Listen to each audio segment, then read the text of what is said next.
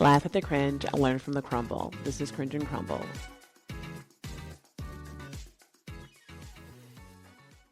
So some women know how to excel in every room that they walk into. They know how to lead, build, protect, and even own that room in a professional setting. But when it comes to love, suddenly their competence turns into confusion. And that's where the question comes in because now the question is no longer, can you succeed? It's more so, can you be successful without making someone else feel safe? And for a lot of women, that is where the performance begins. So, welcome back to Cringe and Crumble. I'm your host, Tranisha, and today's conversation is called Love is Not a Performance Review. Because I know so many women, also myself, feel the pressure to be impressive, but not too intimidating when it comes to relationships. Sometimes I'm powerful, but then I can't be too threatening. I can be independent, but not too independent. So, this is where we have our special guest in here today with us. And I am super excited to have Melissa Nanavati. She's a TEDx speaker, author, and relationship coach who helps high achievers build thriving relationships without sacrificing ambition. Through her peak performance love framework, she explores what it really takes to build connection, clarity, and emotional safety in love. And what makes her perspective especially interesting is that she is not shaped just by her work, but by her own dating journey and including going on more than 100 first dates before meeting her husband. So, with that being said, Melissa, welcome to Cringe and Crumble. Oh, thank you so much for having me today. I'm really excited for this conversation. Yeah, that's so exciting. Alrighty. Is there anything you want to say to the guests before we dive in? Because I have so much for you. I mean, yes, the first thing is that if this has been your experience, we understand. I understand. This is not an uncommon experience and is really what made me so motivated to get into this line of work to help other high performers, both men and women, really navigate this process more effectively and learn how to translate the skills that made you successful in business to your love life. And so this is really great because this is where I want to start. I want to start with identity, right? Because I think this conversation gets flattened really quickly into successful women because of how hard it is to date and actually what that actually looks like when it comes from transitioning from your business performance into your relationships because you know how to function at that high level. You know how to anticipate things. I know how to pivot, but then what happens is when I bring those qualities into my relationships, it gets kind of meshed, right? So, my question for you, Melissa, is when you think about the women you've coached or even your own experiences, what do you think success teaches women about work? So I think one of the biggest things that particularly high achieving women really struggle with is identifying their whole worth based on their business success or leading with that in the dating process as well. And this is the same for men as well. And in working with men, that they lead with like their success instead of their authentic self. And it's like we suddenly forget how to connect on a person to person level when we translate that from business to personal. Now we're still trying to lead with a resume versus showing up, being inquisitive, being curious and having the identity of being the chooser, not the chosen, is a really key shift. So when we identify as I have to be liked, what do I do to soften? How do I show up best so they will choose me? That's when we run into trouble. That's when we end up showing up not as our most authentic self or as our best self, but staying in the driver's seat and dating is absolutely essential. So, you do you think I like how you said like how to be the chooser, not to be the chosen. And I really do, and I really connect to that because I think do you think we're just afraid that we may get rejected? So we're too busy trying to outperform and perform overly because we're like, I want to be chosen as opposed, like you said, to be the chooser. 100%. And if you think about this even from a business lens, if you go into like a sales call, even if you're not in sales, we're all technically selling, right? We're selling ourselves in business. And so if you go into a sales call and you're like, I really want them to buy, the energy that you show up with is so needy, so insecure, and it's hard to be chosen. So the irony is when we show up like, do I want to work with you or do I want to date you? It's going to change the energy you bring to the conversation and the type of questions you ask and how you present yourself. I never even thought about that. Now, what does it look like when a woman is strong in life, but the strength starts turning into more of like that control, that hyper independence, and an emotional armor in the relationship? So, what does that really like looks like? The truth is, when we're showing up with armor, we're actually not being courageous. And that's actually the opportunity to act with courage, right? It seems counterintuitive. It's like, but when we show up with armor, we're acting based from a place of fear. We're trying to resist doing something that would create an emotional response of pain, which is understandable. Nobody wants to feel pain. But if we're trying to avoid a certain feeling, we're going to show up with walls. So what I always say is like, courage is one of the core virtues that you do learn as a successful person. You have to be courageous in business. And so thinking of it from the lens of, would you not jump on that sales call because it might not go well? Of course not. You're going to still take the sales call. Same thing in dating. And it's just that we haven't practiced that same skill of courage in a different arena. So when we try and control the environment, we try and control the person, the dating process, it's because we're afraid of something. We're afraid of being left. We're afraid of not being chosen. So it's really about confronting that fear and being honest with ourselves of, yes, there is a risk. Anytime there's a reward, there's a risk. And to get the kind of love we want, we have to risk being hurt. You're so right. There's always, if there's a reward, there has to be a risk. And we have to be allowed, I guess, be honest with ourselves to have our feelings hurt sometimes. But also, I think, in a sense, as you said that, like, it's actually okay to be rejected in a sense if you are this capable woman, because I think that you realize that it's like intervention or like divine intervention that this person can't really handle who you are. But I also don't want to be too aggressive in it. Does that make Yeah. sense? And believe me, it's a balance, right? But I will say on the rejection front, there was something I did for myself because I used to be painfully afraid of approaching men that I found attractive. And Oh. it was a running joke in my friend circle that if I was avoiding looking at a man in the room, it meant I found him attractive. Like I was so nervous about rejection at the time. I was like in the best, case scenario with my business, everything else, had everything else on paper. And so what I did for 6 months, and I do recommend this, maybe not to the same degree, but for 6 months, I made a rule that every time I went to the gym, I had to talk to 3 people before I left to practice dealing with rejection. And I'll tell you, there's even one particular incident that stays with me, which was I had actually asked a man to take his AirPods out so I could talk to him, but I didn't have a plan. And I ended up asking him how to use a bench. So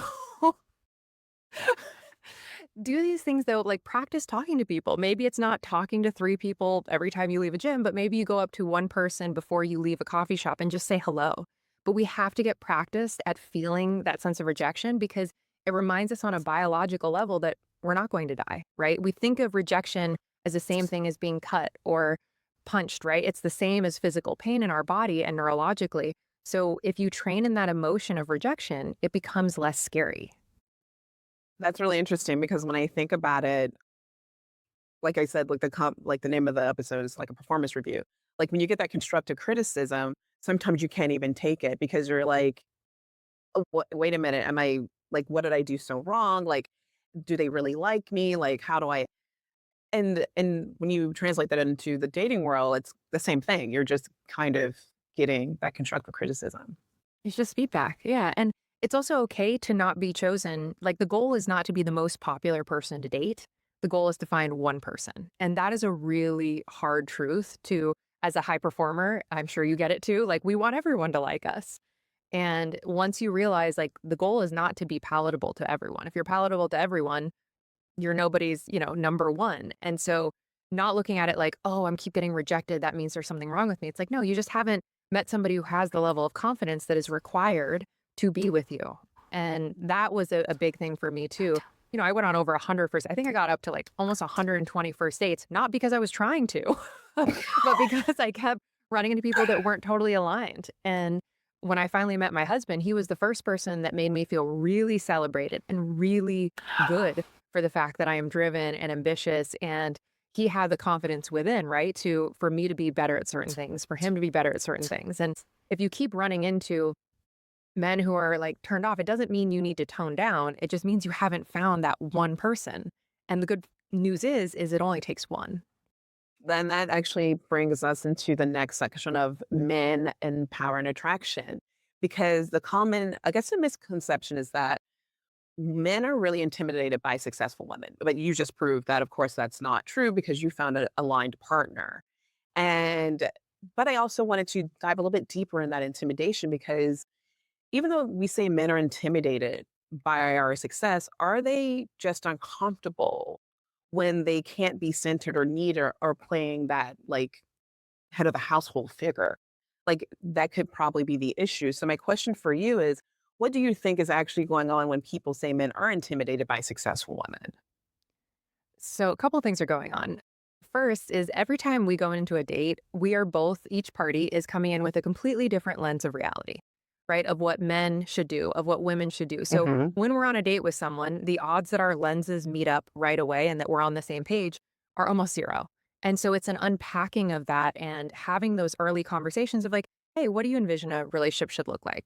Right. And that's where you're Hmm. able to discern of does this person's idea or lens of what it should be match with mine, and if it doesn't, are they open to compromise, are they open to a different perspective? And I think openness to feedback is one of the number one qualities in successful relationships. So as you're having these early stage conversations, it may not be that they're intimidated, they might just have different constructs and ideas of what the relationship should look like, and does that match with your map of what you want a relationship to look like? So again, being in that driver's seat, in the chooser seat, allows you to discern, like, hey, if this person has some really different values about wanting, a woman to just be a housewife, and I don't mean just in a negative way, but meaning that is the primary role and anything else doesn't fit with their paradigm, that's okay. It's not right or wrong. It just won't fit for you. So again, asking the right questions early on to say, hey, are you somebody that wants a career woman as a partner? And if not, that's okay. That doesn't mean they're wrong. They just have a different perspective of what a relationship should look like. So I don't know if it's an intimidation, and some men genuinely are, but just like some women are genuinely intimidated by men, right? So it's not gender specific. I think intimidation can happen on either side, but that intimidation rather than a curiosity and a celebration just means that person hasn't fully found themselves yet and they're not fully confident in who they are. So you say that. So what happens if you think if a man is attracted to the woman's ambition at first, but then over time, that ambition, his ego kind of gets in the way and he doesn't really like to coexist with it. You know, like you said, if we looked and we said at first he's like, I'm fine with it, but then over time he's like, I don't really think I'm really comfortable in this. So how do you even navigate that? Because we did what we were told to do, but then my feelings are hurt and I don't want to be here anymore. For sure. And actually, the last breakup I went through right before I met my husband was exactly that. He Oh. celebrated my intensity, my drive, and then towards the end said it actually made him very insecure. And I said, that's totally okay. I'm not the person for you. And it doesn't mean you immediately have to break up with the person by any means. But again, you're looking for signals along the way of, is this person indicating that there's a high degree of insecurity? And so there should be conversations well before that point if both people are open, right? But if the other person isn't open and forthcoming with the fact that they're starting to feel insecure or nervous, there's nothing we can do ultimately. And it's really on both people to not take 50% ownership in a relationship, but 100. So we both should be taking 100% accountability for ourselves, the way we're engaging, and really showing up and asking the right questions. But what I would encourage someone, if you're dating someone, you're starting to feel like they're pulling weight, bring it up. Have the conversation. Say, hey, is there something that's been on your mind? Because you can normally tell the signs well before someone says, hey, I'm insecure about this. And yeah, totally. They're not celebrating your wins. Oh, yeah. So I was just going to say, if they're not celebrating your wins, if they consistently seem like just neutral when you're winning, like somebody who can't clap when you win is a very big indicator. That's the That's the worst. worst. That is the It is. worst. I It don't is. yeah, I don't like that. And I've had friends, which is unfortunately it's like kind of like a side track of this where I had a friend who actually decided to shrink herself for this relationship because her ambition was too much for this person. And it was very unfortunate because you could see it all unfold in real time where it was like very successful, great in finance. She owns a lot of property in her country where she lives, but the husband comes, well, her future husband comes in and he's he's not intimidated. I guess I wouldn't say jealous, but Probably a little. Yeah. by the fact that she has all these things, but as the man, he should be the one doing this. And so I'll never forget, he made her leave all of that. And she lived in another country and she came to America. And I was just like, this man uprooted you from all of the great things that she had going for herself, for him to start a career. This is the beginning of his career into the middle of nowhere. And I mean, the middle of nowhere, Melissa. It was like, I was like, "Where do you live again? And what are you doing?" And now she couldn't find the job, but he's got a job, but it's not even making close to what she was making. And now it's like, "Well, how about you have the kids?" And even till today, they're still together, and I am super happy for them. But I saw that transition and I thought to myself, I never wanna feel like that or feel that I have to shrink myself to be with someone. And there's two pieces to what you just said that I would love to dig into. So first, it's did she seem unhappy? So that's the first question that I have. You know, the funny thing, initially, she kind of was, and she was just like, "I don't wanna do these things." But then over time, I wouldn't say it was kind of how you can kind of just you Make can it okay. Soothe it. yeah, you Yep. just start picking Yeah. away, and then Yeah. it was like, "You know what? I'm getting a little bit older, it's fine." And it's like, "Is it fine?" So, it was, like, And it's hard not to at first, say. but now she's happy.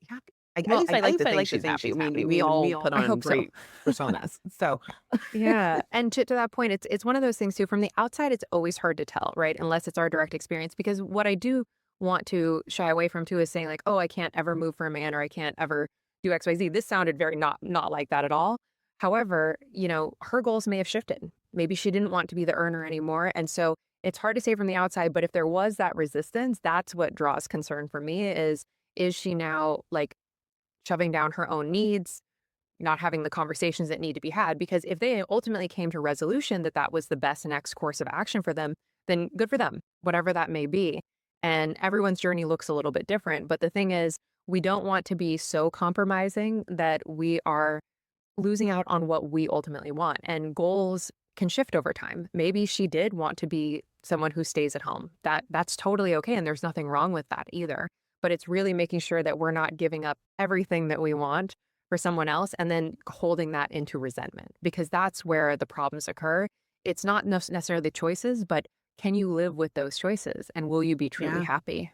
Yeah. Like, I'm okay with them. Like, I think you're completely right. Like, I would definitely move myself for my husband if that's for the better move of everything for us, for the greater good. But I think I find that people just sometimes we just uproot ourselves just because we think this is for the best, but not really for the best for the both of us. It's kind of like one person gets to be whole and then you have to be half.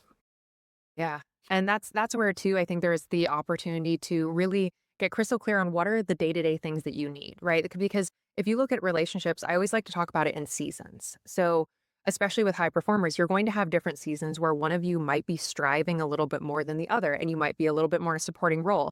But as long as you're having conscious conversations about when that season will end or shift, like is it just the first couple years someone's starting a new business that you have to be the primary earner, right? So having conscious conversations about seasons is what allows you to prevent resentment building over time. But if we're not consciously having these conversations, about what season we're in, but B, what do we need during this season? Because I think it is absolutely untrue that a partner can't support you or do nice things for you, even when they're in their busiest season of life. And I experienced this firsthand with my husband. He was training to be the first person to ski across Antarctica alone when we got together. He had to raise $1 million to do it. And that was what we were doing our first year of our relationship. I was fully funding our life while he was fundraising. And knowing that that season would change, though, when he got back was key. And then on top of that, he made time for me. Just because he was attempting something literally no one had ever attempted before, didn't mean that he put us on the back burner. He would consistently surprise me with flowers. He would make time for dates, right? And all of this while literally training, fundraising, doing something no other human had attempted. So anytime someone says, "Oh, I'm too busy to invest in the relationship," it's a lie. You make time for what you prioritize. And I have firsthand experience of how that simply isn't true. Yeah, that is so true. You make the time. And did he actually go across and He ski? did. He made it 500 miles going uphill, dragging Ah, a sled that weighed over 400 pounds completely alone. 60 days to do that part of the journey. He unfortunately got medically evacuated, so wasn't able to complete the entire crossing, but he still broke records. I mean, it was incredible. that's incredible. Oh my goodness, that's awesome. Why is he not on Netflix right now? I need to see this Well, documentary. there's a documentary in the works actually in I gotta post-production. say, because I was like, I need to see this documentary. I've seen the guy who's been climbing up all the buildings. I want to Yep. see his journey of being alone in Antarctica, going up, what is that, so many miles, like Yeah, 500 miles alone. 500 miles. Oh, Yeah, I'm so completely happy alone. for you, Melissa. Oh, thank you. I'm happy for me too. I was in Scottsdale, Arizona while he was in the cold. So I was moral support. Even more support. Oh, that's Yeah. so good. So then I'm gonna just kind of like change the subject a little bit. Yeah. Let's start talking about discernment then and Mm, attachment styles. Like, how does that absolutely. show up as a successful woman, right? And you going into this relationship, like what do you bring into that? Like, how do you get out of it? Like, let's just talk all things discernment and attachment because I Yeah. think this is where is your powerhouse. Discernment is one of my favorite topics. You guessed it. And so often, what I find, especially for high performing women, is we either go into the dating process with no list at all. So we are just like, I'm going to be open, I'm going to attract, I'm going to find somebody, Well, or we have a super rigid list that is overly specific about the wrong things, like height, hair color, right? Like all the aesthetic things. And I'm a firm believer that you can create chemistry with anyone, with just about anyone that you are aligned with. And so often we're operating from, do I feel the spark? Do I feel that initial chemistry? And I'll tell you, even my husband and I didn't have that like movie moment initial spark, but we built it. And when we figured out we were aligned, we kept seeing each other in different contexts. We were doing all of the things that created the right neurochemical chemistry to create connection. So I'll quickly sidebar on what that is. So there's really three neurochemicals at play when you feel a sense of chemistry. The first is dopamine, which is the reward system in the brain. That is no. activated through novelty and play. So having new experiences with your partner, which is why dopamine tends to be the dominant neurochemical when we first are dating someone, because everything is new. We're going to new places, we're having new conversations. So the second neurochemical is oxytocin, and this is the bonding hormone. So it's activated through physical touch, moments of like shared laughter if you're maintaining eye contact for just a few seconds longer than what feels natural. And then also sharing vulnerably. Anytime you share something about yourself deeply and the other person connects, you're activating oxytocin. And then the final is serotonin, which is activated through positive social interactions, sunlight, exercise. So let's say you go on a walk after a date with somebody, you're synchronizing movement, maybe you decide to hold hands. You're going to start feeling that sensation of chemistry just through intentionality. So Wow. that's why I believe being discerning based on core values is so key because you can build chemistry with people who are not your quote unquote type. And if you've just been dating your type the whole time and you haven't had a long term relationship out of it or it hasn't worked out, then your type isn't working, which is a really hard, hard truth because that was me. I kept dating the same type over and over again, thinking I was going to get a different result. And you have to be willing to shift out of that. So how did you learn how to shift out of that? Because I know some of us are very stubborn in what it is that we want. We still I like still that like rigid that. list. Yep. I know I would go in like, I'm gonna be open, but in the back of my head, it's like I still have a couple of You still have a things. list. I still have a I still have a list. list. And I like how you're like the dopamine levels. Like I love the feeling I feel when I get out of like the gym or something. Mm-hmm. And I'm in like I'm gonna say oxytocin. Oxytocin, yeah. Yeah. The Like these oxytocin are things I feeling, yes. never knew existed. Like I'm sure they're there, but you never know like how to navigate that into a or like weave it into a relationship. So how did you like decide one day after 122 dates? How did How you? did I'm you seriously like seriously, like these are the yeah. core values that I have, and I think these are really great core values that actually after this conversation, I'm taking them with me, and I'm not stealing them. I'm just going to take them so I No, can no, learn. take just steal them, steal them. I no, I this is that thing. I want everyone to put this into practice. I mean, there's really kind of two sets of core values that you want to be thinking about. So first is like the character values, right? So Mm, two to okay. three, like what is it that you really need in another person? Not which qualities you want in yourself, but you want in your partner. And one of the best ways to figure this out is actually to ask one of your close friends what you think I should date. Who do you think I should date? What are the values? And that's how one of the values ended up on my list. One of my best friends said, "You need somebody who's really generous." And I thought, that's weird. Why generous? And she said, because even though you've worked on your overgiving, you still tend towards overgiving. So you need someone who's going to innately reciprocate that.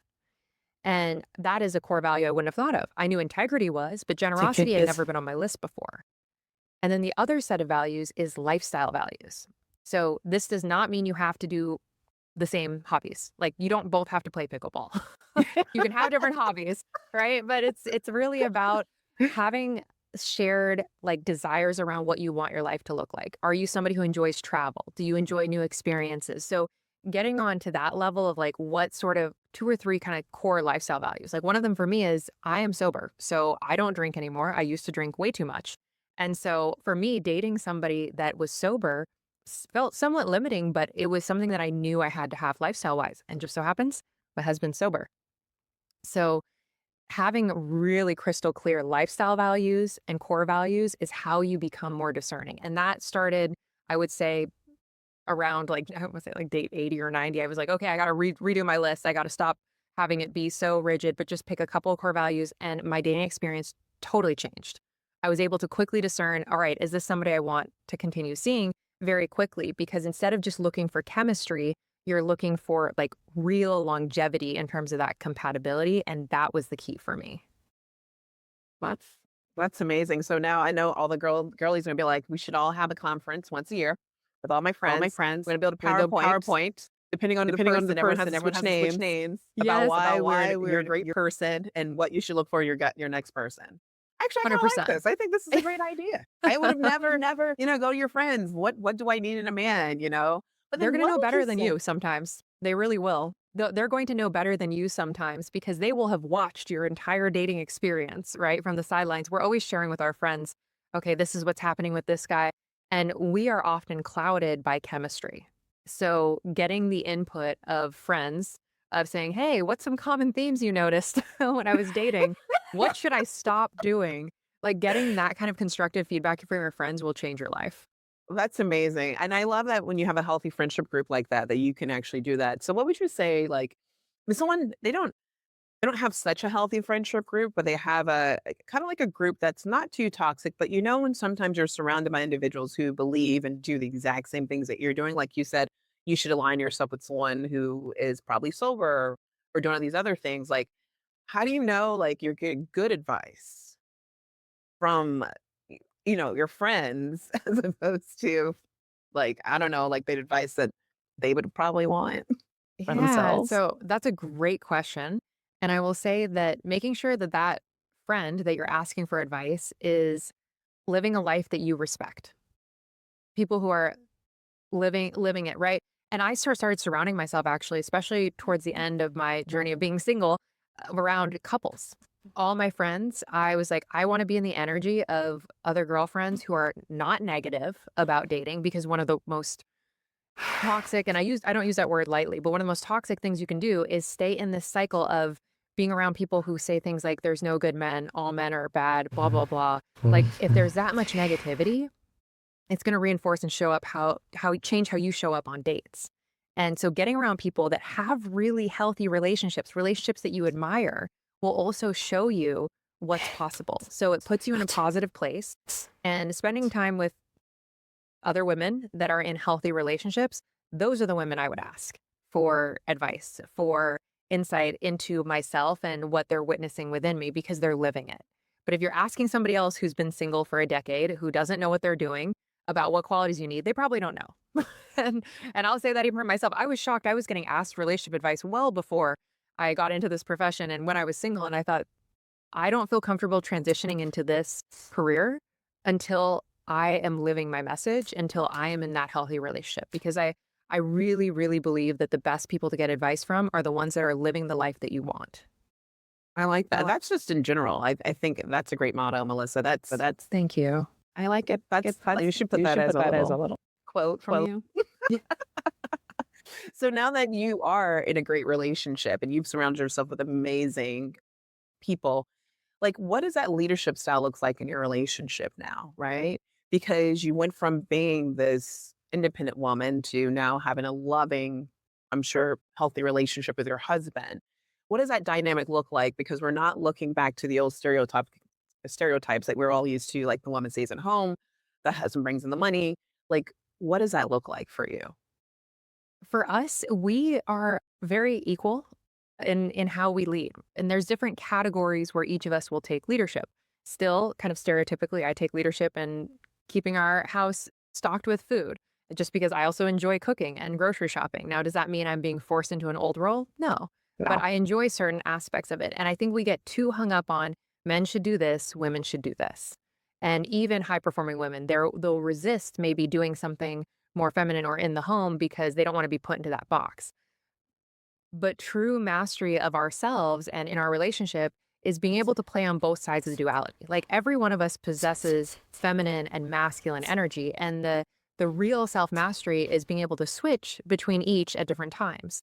Right? So if we're on a date, I'm going to let him handle driving. I'm going to let him handle leading, figuring out, making the reservation. And we are able to change those roles consciously.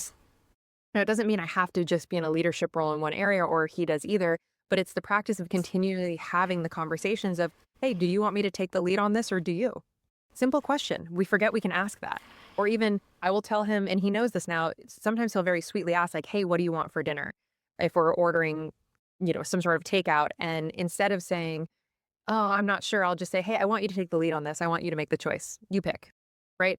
But men, I've found, respond really well to that. And even in the couples that I coach as well, the men actually are so grateful to have the direction of what the heck we want them to do. And so we forget that just communicating, hey, this is what I'd like you to do, can actually smooth over a lot of tension and reduce this fear of, am I in the right role? Am I leading enough? Am I not leading enough? Like, just have the conversation. And when we break it down super basic like that, it changes the dynamic entirely and removes the friction.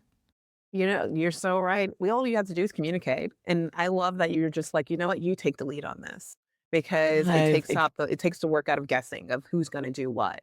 And I think a lot of us are not really used to that. I mean, in the corporate environment, it's 100% easy. You take the lead on this, I'll do this and this, but in the relationship dynamics, you get a little kind of shy and being able to communicate really what you want and what you need without making them feel uncomfortable. Yeah, and so much too, I find there's so many unspoken, simple conversations. Like all disagreements, in my opinion, are coming down to just a desire to be understood. And when we are having fights, we just want the other person to understand where we're coming from, or we don't understand where the other person's coming from. So we're upset, we're angry. Why didn't they take the lead on this? Why didn't they plan the date? And really getting away from the old paradigm of mind reading and transitioning to the space of over communication. It will feel like over communication at first, saying, hey, I want you to take the lead on this. It will feel uncomfortable the first time you do that because it's new and new things feel uncomfortable initially. But again, like any other skill in business or elsewhere, it just takes practice. So maybe the first time you communicate that you want them to take the lead, you blurt it out in a really strange way and it's not received well. It's like, oh, this is what I meant by that. Right. And so that seeking and desire to be understood is understandable, but it's really about over communicating and then even asking the question, what did you hear when I said that? And what that will do is it will elicit the other person's story. So maybe in their mind, they heard, ooh, I'm inadequate. And that might be the case that they felt that way. And that's an opportunity for you to rewrite that for them and to say, no, that's not what I meant at all. It's that I trust you to take the lead on this and I'm just making a request. But by having these conscious conversations and adding the question of what did you hear when I said that will help eliminate most of the friction. I like that. What did you hear when I said that? So, what would you say to some men who may interpret your overcommunication as nagging? Because after a while, when you keep saying certain things, men are like, oh, she's always nagging about this and this and this. And you're like, well, no, I'm just making sure you understood it. Or should I rephrase that? Is there like a better way of how you would express yourself as opposed to not coming off as this person that's always because I say this because I saw this video of this man who was, I guess, he's just wanted peace from his wife, so he's sleeping in a car outside after he got off of work, and she's still in the house, and somehow she finds out he's sleeping in the car, and she's like, "When did you get home?" And he's like, "I just got home like 30 minutes ago." And she's like, "Why are you not in the house?" He's like, "I just wanted peace and quiet. I just wanted peace and quiet, and that's it." And she's like, "Well, I'm gonna come in the car with you," and he's like, "No, I just want to be by myself." Wow. Yeah, that sounds Yeah, it is very sad. That's sad to hear that. And when I hear stories like that, my heart goes out to both of them, right? Because the wife doesn't know what's going on. The husband doesn't feel safe to express himself or doesn't know how to articulate what he actually needs. And so this is where I'm a big believer in taking a systems-based approach to your relationship, but having conversations about saying, "Hey, what do you need to decompress? I need 30 minutes just by myself before we start engaging after a long day of work." Great. And I guarantee if they had just had that conversation, he wouldn't be sitting in his car and hiding there. Because it's about saying, "Hey, what do you need?" And having the clarity within to also know.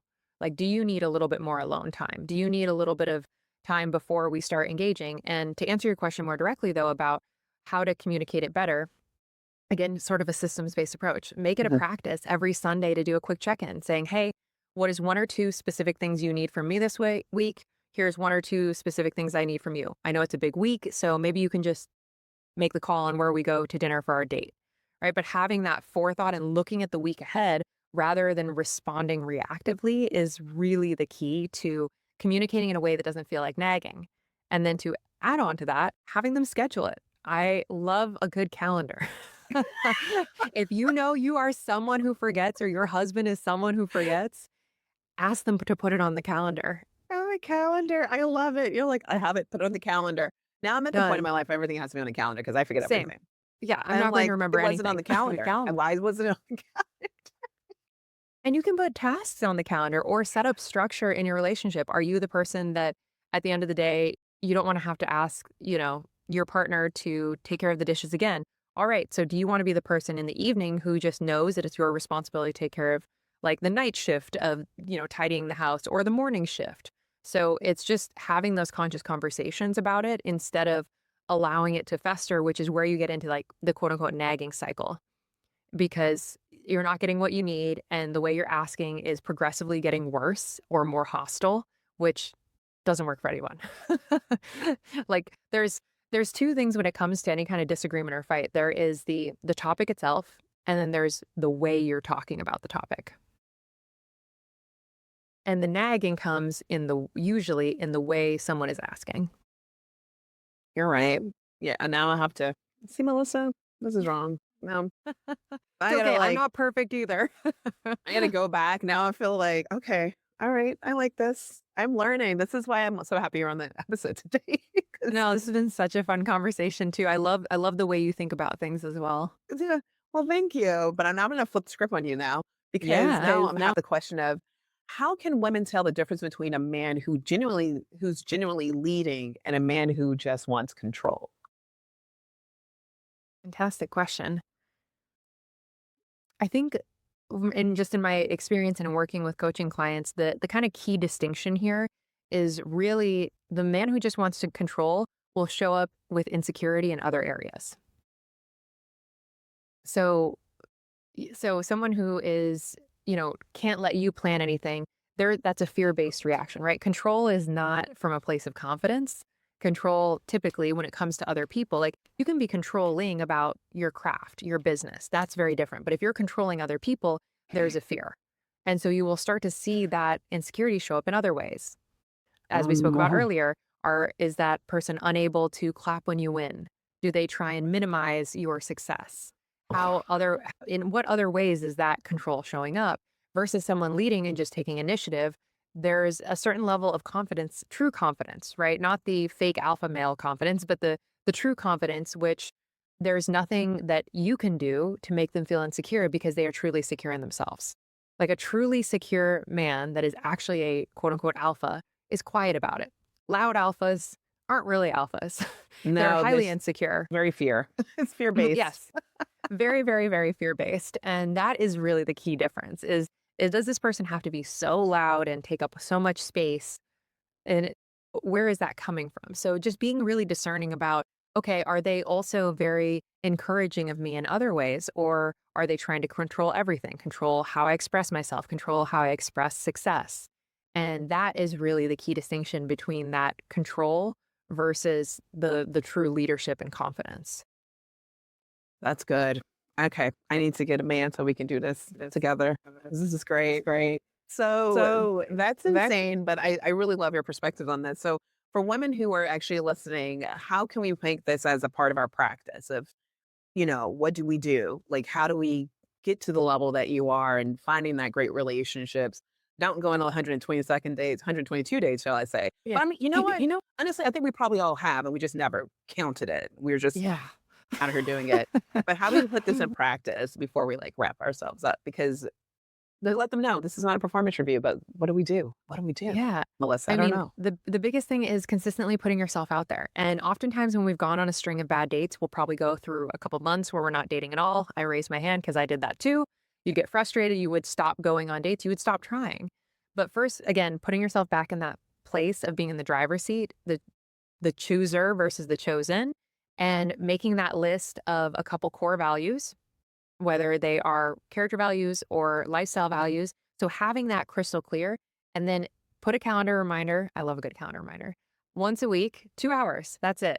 2 hours once a week. You're either going someplace new, working to meet new people, right? So get yourself in new environments once a week. Or if you're doing the digital online dating thing, spend time not just scrolling, but reaching out to people, set up dates, go on dates. But if you just dedicate a couple hours a week consistently, you are going to meet someone.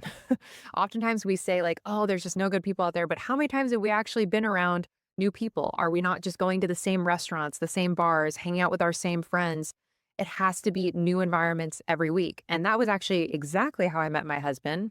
Only shortly after moving to Scottsdale, I committed to go to a new event every week until I met someone. Just so happens, the first event I went to was put on by my husband's friend. And I stayed friends with him and I said, hey, do you know anyone? I'm looking for a man. And he loved how bold and honest that was. And he ended up introducing me to my husband. So we have to stop being afraid of telling people that we want partnership, right? You can become friends with someone. You can meet people at these events that are partnered, become friends with them. And if you like their energy and who they are, they probably have really good friends. They really do. You're so I love your perspective on new environments. You are dead on. Everyone should put that in practice. New environment every week. It doesn't have to be out drinking. It could be going to an art gallery opening, but I think you are A completely correct. workshop. Because the same mundane thing, you start to think to yourself, like, oh, there's one out there for me. It's because you're going to the same place. You're in Yeah. the same environment. And I just love that for your journey, like your first event, you were very brave enough because not a lot of women are extroverted like myself and I'm yourself, because I not feel even like you're extroverted, to extroverted. be honest with you. I'm like a fake extrovert. Are you I'm a fake passing extrovert. extrovert right now? Is that what this is? So I'm a hardcore ambivert. I really need a lot of recharge time, but I knew, like any other goal. I mean, anybody who's listening to this is a high achiever. You're a high achieving woman, you're a high achieving man listening to this. You know how to go after goals. But if you apply that same rigor to goals in your professional life, to your dating life, like there's no goals you don't put on your calendar.